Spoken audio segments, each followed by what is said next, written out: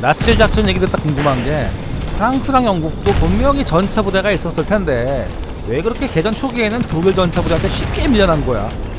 당시 연합군 전차가 그렇게 후졌나?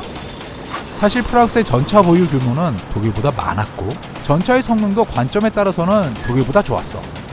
그러니까 아니 전투나 스톤느 전투, 아라스 전투 같은 국지적인 전투에서는 독일 전차가 연합군 전차에 밀리기도 했지.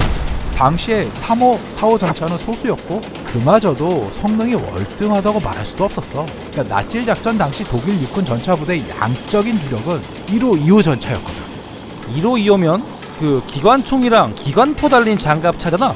저기 체코 전차까지 있네. 구데리안도 공격 준비할 때 1호 전차 보고 이걸 써야 하나 하고 탄식했다고 하지. 그러니까 수가 부족하니 체코제까지 가져다 쓴 거야. 체코제 35T나 38T 같은 녀석은 주워왔더니 효자였는데 원래 있던 1호, 2호 전차는 이때쯤이면 슬슬 은퇴할 시점이 됐지. 프랑스 전차가 1호, 2호 전차에 밀렸을 것 같진 않은데? 화력과 방어력만 보면 3호, 4호 전차도 위험했지. 실제로 샤르 B1 BIS 같은 전차는 3호, 4호까지 마구 사냥한 기록이 있어.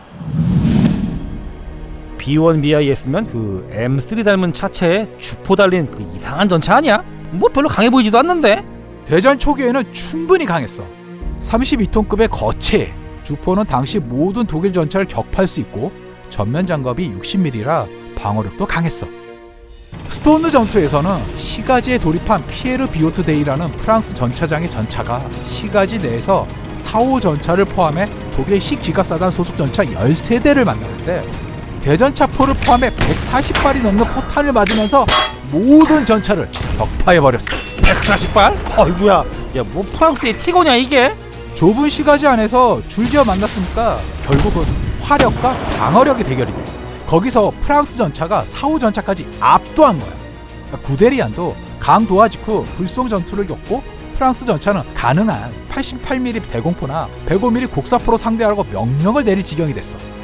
B1 BIS는 고비용 고성능에 가깝지 않나? 보유 규모도 굉장히 적어 보이는데. 다른 전차들도 만만치 않았어. 소묘 S-35 전차 정도 되면 47mm 포로 800m 이내 모든 독일군 전차를 격파할 수 있었고 전면 장갑은 3호 전차의 주포로도 상대하기 까다로웠지. 4호 전차의 75mm로 근거리에서 공격해야 어느 정도 공격을 확신할 수 있었지. 1호 전차나 2호 전차 입장에서는 거의 사신의 등장이었지. 장갑차 수준인 1호, 2호는 무리였겠구만. S-35보다 가벼운 호치키스의 H-35도 3호, 4호보단 뒤처지지만 1호, 2호보다는 위협적이었지. 심지어 정찰 장갑차에 파나르 178의 기관포에 격파되는 경우도 있었어. 그래서 제16기갑군단자 호프너가 1호, 2호는 경전차만 상대하게 하고 S-35는 3호, 4호 전차와 대전차포 88mm, 105mm가 맞도록 지시할 지경이었거든.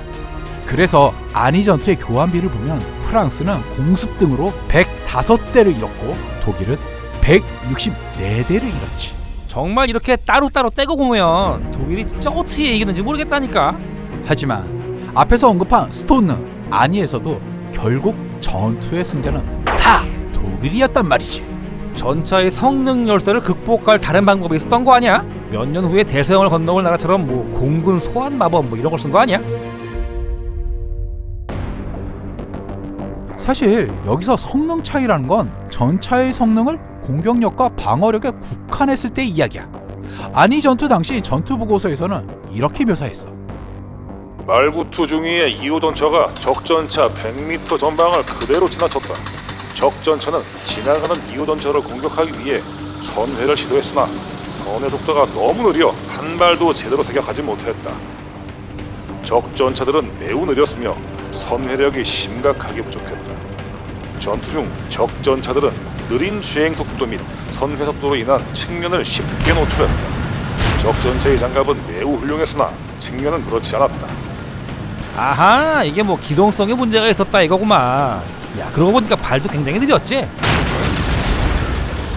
실제로 측면을 내주지 않고 정면으로 상대할 때는 매우 어려웠지만 측면이 노출되면 쉬운 상대들이었다고 하니까 속도와 선회의 우위로 전투에서 화력과 방어력의 열세를 극복했다고 볼 수도 있지.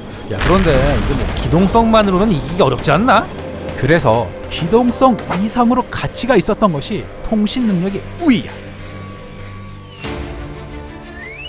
독일은 FUG-2 음성 무전기를 상당히 일찍 실용화해서 1호, 2호 전차부터 적용했어. 그래서 모든 전차들은 지휘망을 통해 직접 명령을 받거나 보고를 할 수 있었지. 이런 무전기 운영은 현장 지휘관이 상황을 판단해 행동하는 독일군에게는 잘 맞았어. 아니 전차에 무전기를 달아준다는 건 뭐 당연한 거 아니야? S-35 전차만 해도 무전기 갖춘 차량이 드물었고 B-1 전차도 모스부호 통신 무전기를 쓰는 차량이 많았을 정도야. 모스부호?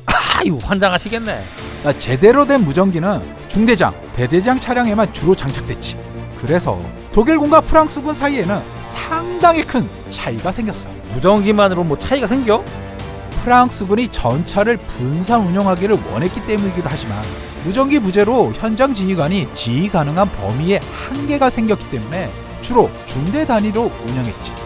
반대로 독일은 집중 운영하기를 원했고 무전기를 각각의 전차마다 모두 달아서 대대 단위로 전차를 운영해도 전혀 무리가 없었어. 이러다 보니 대대 단위가 아니라 그 윗선의 상위 부대에서 전차 대대나 중대에까지 신속하게 명령을 내릴 수 있었어. 기동전의 꽃은 군진 합격이지. 여러 방향으로 분산해서 진격하다, 재직결해서 한 덩어리로 공격한다. 이 당연한 걸 해내는데 무전기가 얼마나 도움이 되겠어. 그러면 확실히 1대1 대결이 아닌 전투에서는 차이가 크게 날 수밖에 없겠네. 마지막으로 승무원의 구분에서도 상당히 큰 차이가 났어. 아 이건 좀 알 것 같아. 구데리아는 전차를 연구하면서 전차가 단독으로도 전투를 수행하려면 명확한 승무원 구분이 필요하다고 봤어. 조종수, 포수, 탄약수, 통신수, 그리고 승무원을 지휘하는 전차장. 통신수 말고는 뭐 현대전차랑 똑같네. 현대전차의 승무원 체계가 독일 전차라서 그렇지. 통신 장비가 발전하면서 차장이나 다른 승무원도 자신의 통신 장비를 조작할 수 있게 되니까 통신수가 빠졌고, 요즘은 자동 장전 장치로 탄약수도 빠지긴 하지만 반드시 차장은 다른 임무와 분리하고 있어. 이유가 뭘까? 생각해봐. 조종수는 차내 아래 처박혀서 사실 앞도 잘 안 보여. 그렇지. 포수는 조준경에 머리 박고 포를 쏴야 해. 탄약수는 폐쇄기나 탄약부터 계속 번갈아 확인하면서 단순 노동하기에 바쁘고, 그래서 구데리아는 주변 상황을 파악하고 전술적인 결정을 내리고 상부의 명령을 받아 전차의 각 승무원을 지휘하는 독립된 단차 지휘관이 필요하다고 봤어. 야, 그러고 보니까 2차 대전 당시에 다른 나라들은 차장이 이 포수나 탄약수를 겸임하는 경우도 많고 무전수와 무전기가 세트로 없는 경우도 많지 않았나? 그렇게 차장에게 여러 임무를 부여하다가 주변 상황 파악에 실패하는 경우도 많았어. 방금 언급된 전투 보고서를 다시 보자고. 적전차의 관측 능력은 너무 부실했다.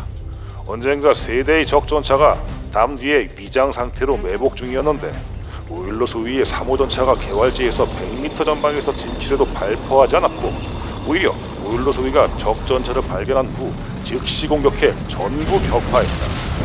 레크샤트 중위도 도로를 따라 적전차 전방 120m까지 접근했지만 적이 공격을 하지 않았다고 증언했다. 정말 환장하겠네. 야 거의 코앞을 지나가는데 제대로 못 봤다고? 차장이 항상 주변을 파악하고 아군과 통신을 유지하지 않으면 언제든 일어날 수 있는 일이지. 세계 각국의 전차를 연구했던 구데리아는 무전기의 도입과 함께 전차장이 단차 지휘와 주변 상황 파악에 집중할 수 있어야 한다고 판단하고 공격을 담당할 포수와 장전을 담당하는 탄약수를 포탑에 함께 태우려 했어. 3호, 4호부터 독일의 모든 전차들은 포탑에 3인, 차체의 2인 배치를 기준으로 개발했지. 전차라는 게 화력이 강하고 장갑이 두껍다고 끝나는 게 아니구만.